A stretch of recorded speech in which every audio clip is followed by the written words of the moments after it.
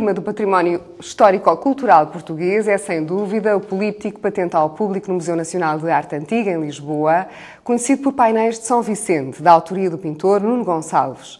Para nos falar sobre esta magnífica obra do século XV, contamos com a presença do Dr. Pedro Flor, do Centro de História de Arte, na Universidade Aberta.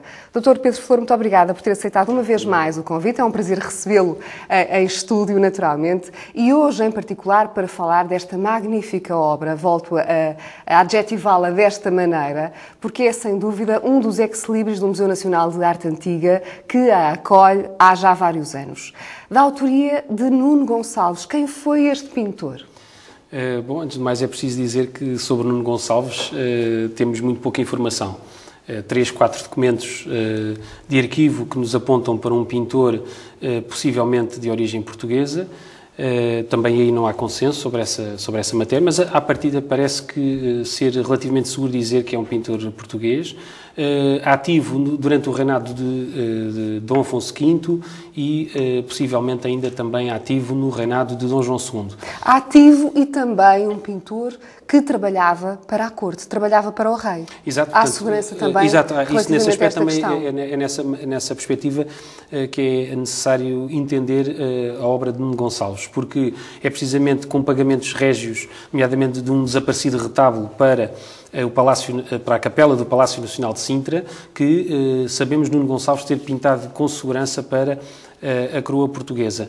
Esse retábulo, infelizmente desaparecido, poderia resolver-nos muitos dos problemas relativos a atribuições e, sobretudo, à caracterização da obra de Nuno Gonçalves, por comparação direta. Exato, porque seria uma base de atribuição segura que depois, por cotejo não só material, mas também formal, percebermos até que ponto é que estamos diante uma obra de Nuno Gonçalves. Depois sabemos também ter recebido várias quantias de dinheiro e vendas de casas, portanto temos, digamos, um aspecto mais do cotidiano da vida de Nuno Gonçalves, que terá falecido no final do século XV, 1492, é a data aceito para datar o desaparecimento de Nuno Gonçalves. Há também indicações no sentido de que esse pagamento foi sido aumentado ao longo de alguns anos, o que poderá também significar que havia agrado por parte do rei, sem dúvida, estava agradado com o trabalho de Nuno Gonçalves. Inclusivamente é necessário ter em conta que estamos perante um pintor de estatuto social elevado. Ele é nomeado cavaleiro, é referido como cavaleiro, portanto ele era cavaleiro da Casa Real, esteve inclusivamente na década de 60 na Catalunha, possivelmente em representação da coroa, e, portanto, é um pintor que, do ponto de vista do estatuto social, representa esta primeira tentativa de nobilitação do artista, que era no século XV e em Portugal em particular ainda muito preso aos aspectos corporativos da profissão, e, portanto, ele recebe essa confiança do rei e essas benesses do rei, denota, de facto, uma qualidade acrescida relativamente aos pintores da época. E daí que se perceba que haja essa evolução desde 1450, as primeiras referências documentais a Nuno Gonçalves, até ao tal 1492 que referi há pouco. Hoje dedicamos o programa inteiramente a esta obra magnífica, a este retábulo de São Vicente, mas também podemos deixar uma nota para os telespectadores, no sentido de que há outras obras que são atribuídas a Nuno Gonçalves, como, por exemplo, as Tábuas do Martírio de São Vicente, aliás, esse retábulo que referiu ainda há pouco, mas que está desaparecido, e ainda uma outra obra também deste pintor. E é só, é isso? Infelizmente, portanto, é um pintor que aparentemente tem grandes recursos pictóricos, não só na capacidade de retratar, como também de representar a figura humana, no fundo, na economia da tábua. No entanto, temos muito pouca obra. Temos, de facto, referências a obras que já desapareceram, é o caso do Palácio Nacional de Sintra, da Capela, mas também do Mosteiro da Trindade, que ruiu com o terremoto. Tinha também uma obra de um Cristo atado à coluna, que também desapareceu, infelizmente. E depois temos o Políptico de São Vicente, os tais 6 painéis com vários nomes e designações, mas que geralmente se aceita a designação ou o batismo feito por José de Figueiredo, dizendo que estávamos perante as tábuas dos frades, pescadores, infante, painel do arcebispo, cavaleiros e relíquia. Esta é a ordem sequencial. Exatamente, a ordem sequencial da esquerda para exatamente, a direita. que também não é Não tem propriamente essa ordem, nós é que Sim, nós fazemos. É que a fazemos tendo em conta a própria disposição dos ladrilhos no chão, que nos davam, digamos, a orientação de como os painéis estariam dispostos, até porque eles não foram encontrados assim, e as várias teses que se têm vindo a desenrolar sobre os painéis têm também apostado em desmembrar esta série, que assim me parece mais completa. Essas diferentes interpretações dos painéis tornaram esta questão uma questão muito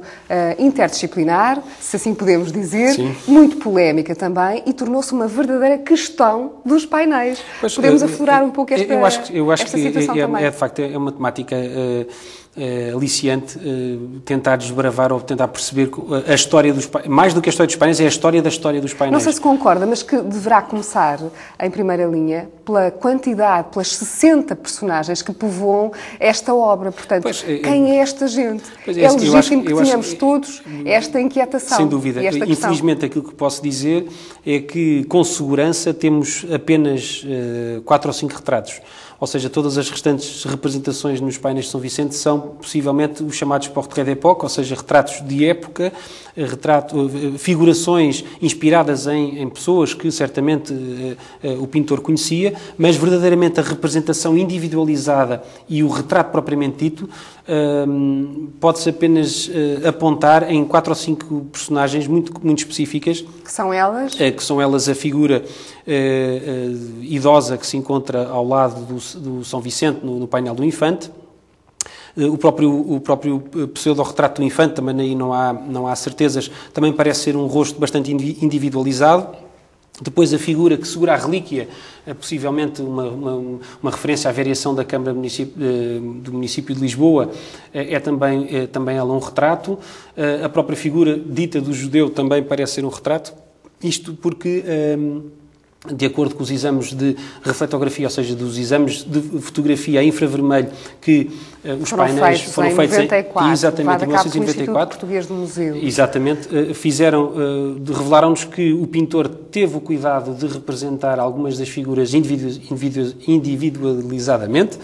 E sem hesitações. E sem hesitações. Portanto, isso são, digamos, como que um documento não escrito, mas que é o documento da própria obra de arte que nos testemunha que houve uma intenção verdadeira de representar alguém logo na altura em que era necessário fazer o desenho preparatório antes, digamos, da tábua receber a pintura. A própria figuração do arcebispo também parece ser um retrato, juntamente com a figura que se encontra de perfil, de resto é um dos poucos perfis do retrato português no nosso país, e que é sempre importante destacar. Portanto, são casos muito pontuais é que podemos falar de retrato. As restantes figuras, o pintor apenas esboçou tanto os globos oculares como a própria boca e o rosto. Portanto, mostra-nos claramente que não houve propriamente uma intenção real de retratar alguém, mas sim de representar algumas figuras. Esta obra, relativamente à pintura no século XVI, que importância é que ela tem? Relativamente à herança, digamos, de Nuno Gonçalves para o tal século XVI, penso que a melhor opinião é de facto defendida logo por José Augusto de França, quando no seu livro sobre o retrato da arte portuguesa nos diz que há uma tentativa de prolongar o sentimento individualizado, nostálgico quase, dos retratos de Nuno Gonçalves, por exemplo, na pintura de Cristóvão de Figueiredo. Ou seja, quando nós pegamos em obras como a deposição do Cristo no túmulo, também do Museu Nacional de Arte Antiga, proveniente do antigo retábulo do Mosteiro de Santa Cruz de Coimbra, verificamos que os rostos que lá se encontram dos doadores, de autoria de Cristóvão de Figueiredo, são, de alguma maneira, uma continuidade daquilo que era a maneira individualizada e personalizada de que Nuno Gonçalves teve em representar os rostos, não só daqueles que são os tais verdadeiros retratos, portanto, como os outros. Foi um pintor que, na sua época, marcou a pintura portuguesa. Poder-se-á dizer que fez escola? É assim, é o mais difícil para nós, historiadores de arte, tentar perceber o que é que foi a escola de Nuno Gonçalves. Nós sabemos que ele teve colaboradores, porque para satisfazer uma obra deste tamanho, juntamente com aquilo que teria sido o tal retábulo do Palácio Nacional de Sintra, que terá sido feito mais ou menos em concomitância com o retábulo da sede de Lisboa, de resto levou autores a dizer precisamente que estes painéis eram os tais painéis que estavam no Palácio Nacional de Sintra, quando isso de facto não é verdade. Mas, relativamente à oficina de Nuno Gonçalves, nós hoje em dia não sabemos. Sabemos que houve colaboradores, há pinturas que são parecidas com a arte de Nuno Gonçalves, nomeadamente um santo beneditino que foi recentemente descoberto na sacristia da Sé do Funchal, como é aparentado à arte de Nuno Gonçalves, mas depois os próprios quatro santos, que também já incluídos nesta série do retábulo de São Vicente, nomeadamente o São Pedro, o São Paulo, o Santo Eutónio e o Santo António, são obras que são afins da arte de Nuno Gonçalves, mas eu tenho as minhas dúvidas se serão verdadeiramente obras do mestre, não são obras oficinais, não querendo desmerecer com isso a obra, não é? Mas, quer dizer, fundamentalmente o que eu penso que é necessário sublinhar é que a obra de Nuno Gonçalves não se esgota só nestes 6 painéis, porque, precisamente, o tal Santo atado à coluna e o São Vicente na cruz em aspa são duas obras que faziam parte do mesmo retábulo do que este político fazia. Portanto, era todo um altar que se encontrava na sede de Lisboa, dedicado a São Vicente e que servia, digamos, de palco ao próprio túmulo onde se encontravam as relíquias de São Vicente. São Vicente. Dr. Pedro Flor, isto também é uma certeza? Que este retábulo, os painéis de São Vicente, figuravam de facto na sede de Lisboa? Eu pessoalmente não tenho dúvidas sobre isso, mas sei que é uma questão que não é pacífica. E durante muito tempo se pensou que estes painéis faziam parte do mosteiro de São Vicente de Fora, onde foram encontrados, mas achava-se que tinham sido para lá pensados. Pensou-se, como disse há pouco, do Palácio Nacional de Sintra, já se pensou na capela de fundador do Mosteiro da Batalha.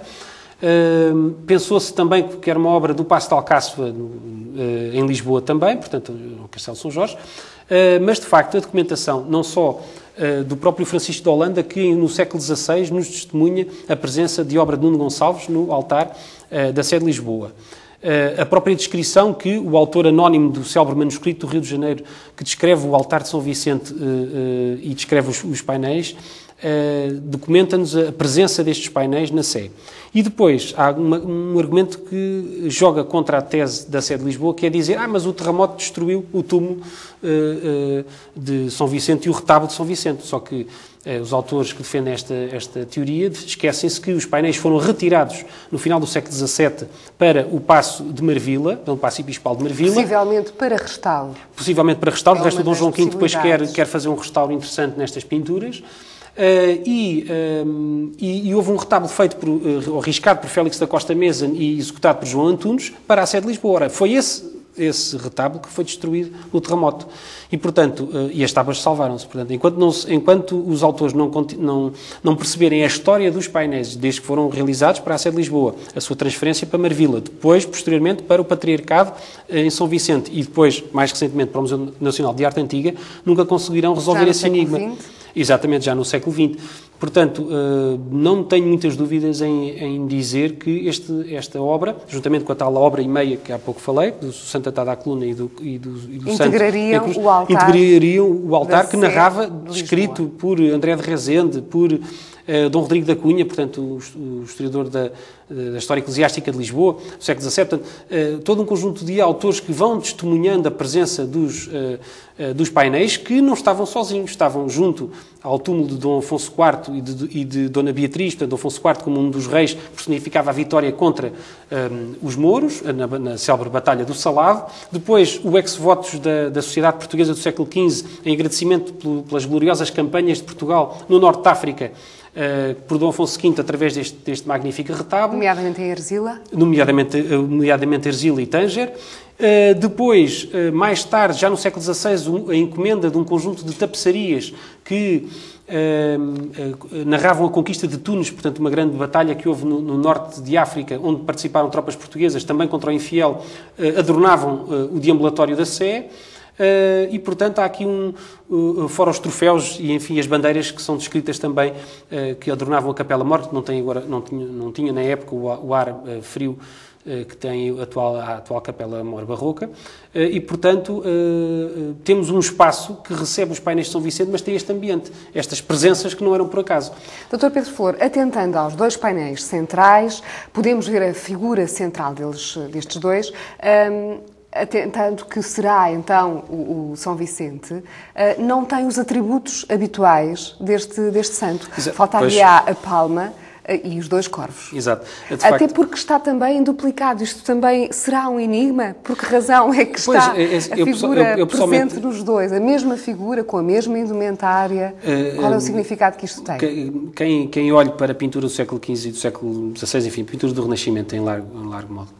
E quem conheça também, quem conheça um bocadinho os próprios museus nacionais, enfim, toda a Europa, enfim, todo o mundo, que possuam pintura do século XV e que possuam estes ciclos narrativos e iconográficos das vidas dos santos, verificam que a duplicação da imagem é relativamente comum.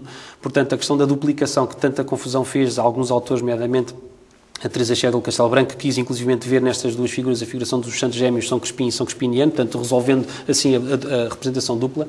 Penso que, do ponto de vista iconográfico, o Charles Sterling resolveu o problema quando identificou ponto por ponto a representação de São Vicente. De facto, não aparece com a palma de martírio e com a nau com os dois corvos. No entanto, não nos podemos esquecer que o retábulo continha no seu nicho central uma estátua, uma escultura possivelmente quatrocentista, onde figuravam esses atributos claramente identificativos de São Vicente. E, portanto, no fundo, em conjunto, não haveria grande dúvida. E se nos lembrarmos uma vez mais da outra tábua do Santo Atado à Coluna e do Santo em Cruz em Aspa, referente aos martírios de São Vicente, qualquer espectador no século XV, e iletrado como era, na maior parte dos casos, quando visitavam estas igrejas, poderia fazer uma leitura perfeitamente e não teria grande dificuldade em identificar este santo como o São Vicente. É claro que há aspectos iconográficos interessantes, nomeadamente a dalmática e a veste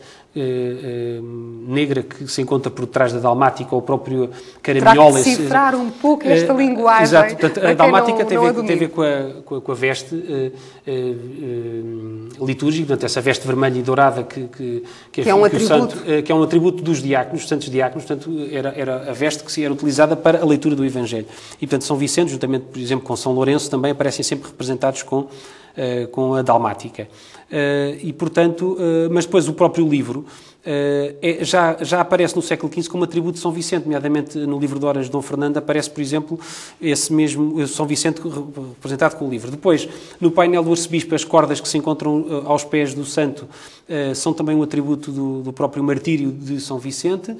E a vara também é alusiva ao martírio. Portanto, no fundo, temos alguns exemplos daquilo que nos chegou até nós de referência como sendo, de facto, São Vicente, e atendendo, uma vez mais, aos aspectos documentais que há pouco referi, a presença na Sé, etc. Portanto, penso que por aí também não será a questão que devemos abordar quando falarmos de painéis. O historiador e professor Vítor Serrão diz que há enigmas insolúveis nestes painéis de São Vicente. O Dr. Pedro Foro também corrobora esta opinião da leitura que faz e de todo o conhecimento que já tem, das investigações que fez sobre toda esta gente, toda esta história. Há enigmas persistentes? Acha que há coisas que vão ser inclassificáveis, indefiníveis? É assim, eu acho que será difícil resolver alguns desses problemas. Eu acho que um dos grandes problemas que tem prendido a atenção dos historiadores e tem sido a questão da tábua dos pescadores, que apresenta a segunda tábua, portanto a tábua apresenta a luz representada de uma maneira diferente dos outros quadros. Se nos outros quadros nós temos a luz da direita para a esquerda, no painel dos pescadores temos a luminosidade da esquerda para a direita, o que tem levantado alguma polémica, não só porque quem defendeu isso, nomeadamente o Dr. Mendes Atanásio, que defendia essa questão, ainda hoje, mesmo os próprios estudos mais recentes, nomeadamente o Dr. José Alberto Seabra Carvalho, o Dr. Adalila Rodrigues, etc., têm trabalhado essa questão, mas ainda não resolveram por completo o problema da luminosidade contrária no restante da economia dos painéis. Por outro lado, a própria identificação de algumas dessas personagens, mesmo aquelas que são os retratos individualizados, levantam alguns problemas. E, portanto, eu penso que saber o quem é quem nos painéis de São Vicente vai ser uma questão que eu diria quase impossível de resolver, a menos que houvesse um tal documento que identificasse um por um essa presença, e mesmo assim, aquilo que aparece mais próximo disso no tempo de Dom João III, 1530, o Francisco Pereira Pestana diz que os reis em Portugal costumam ir ao altar da sede de Lisboa, diante do altar de São Vicente, rezar diante a representação dos príncipes e reis outrora que agora no paraíso estão.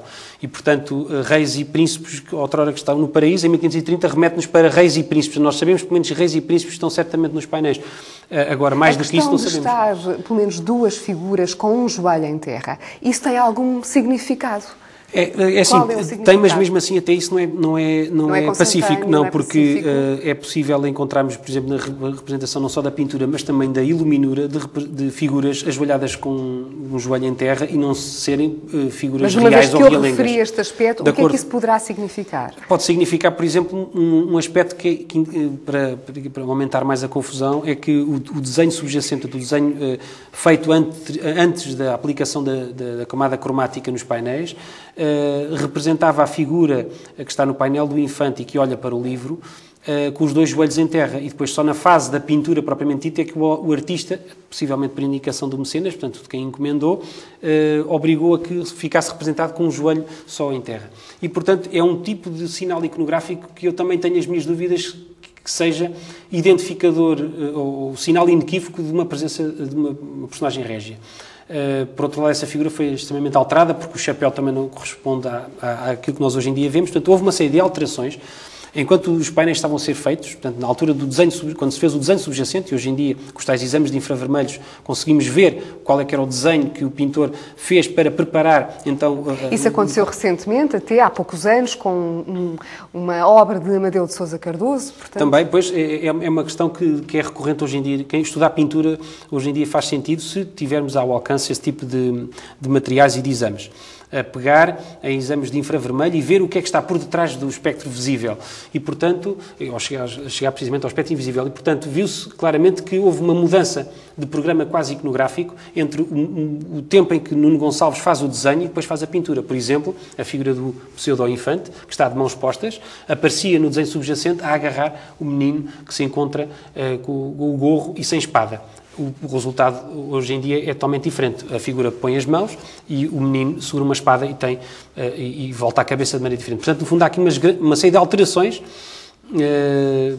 oscilações entre o produto primeiro do desenho e depois a pintura final. Certamente devido a recomendações do mecenas, que era frequente, de resto, nesta altura, dizer: eu não concordo com isto, faça assim, e o pintor iria mudar. Felizmente, no século XX, XXI, já temos possibilidades de ver o que é que ficou por debaixo da pintura e conseguir ver esse tipo de modificações. Exatamente. Todo este conjunto de pessoas, estes 60 elementos que compõem os painéis de São Vicente, onde é que eles estão inseridos? Nós só podemos ver o pavimento, só podemos ver este ladrilho. E a propósito do ladrilho também, talvez por aqui possamos fazer uma aproximação à pintura medieval. De que forma é que esta aproximação pode ser feita? Há aqui ainda um vestígio, uma herança medieval na forma de pintar? De facto, eu penso que é outro enigma que fica por resolver. Isto é que, no fundo, a pintura flamenga, a pintura do tempo, e a pintura também transalpina, pintura italiana, geralmente faz representar a paisagem. Há sempre uma janela, há sempre uma abertura para um espaço exterior. Efetivamente, aquilo que acontece é que os painéis estão atapetados de figuras. Ou seja, o fundo aqui e ali parece ser negro. De resto, é frequente nas pinturas não só da escola flamenga, mas também da escola do sul de Itália. Mas o que é certo é que a paisagem dos painéis são, de facto, um conjunto de figuras quase que se cotovelam umas às outras. Mas eu penso que isto tem uma razão de ser. É que os painéis de São Vicente, ou melhor, as narrativas dos milagres de São Vicente, que no fundo os painéis pretendem retratar, registram sempre o enorme fluxo de pessoas junto ao altar, para ver o sucedido, para ver os milagres. E, portanto, esses relatos medievais, publicados e traduzidos em boa hora por Saúl António Gomes e Aires Augusto Nascimento, conseguiram explicar que havia um enorme fluxo, uma ocorrência enorme de gente à sede de Lisboa para presenciar os milagres. E, portanto, eu penso que a ideia de Nuno Gonçalves foi dar a noção da multidão junto ao santo. E todos eles, ou grande parte deles, em expressão de oração, nomeadamente nas figuras tanto do primeiro registro como do segundo. Relativamente ao ladrilho, enfim, e ao pavimento, é dos únicos guias que temos da tal disposição dos painéis. No entanto, a pintura medieval era, sem dúvida, parca neste tipo de registros, isto é, o que interessa é a figura humana, a estrutura arquitetónica, quando é caso disso, e a tal abertura.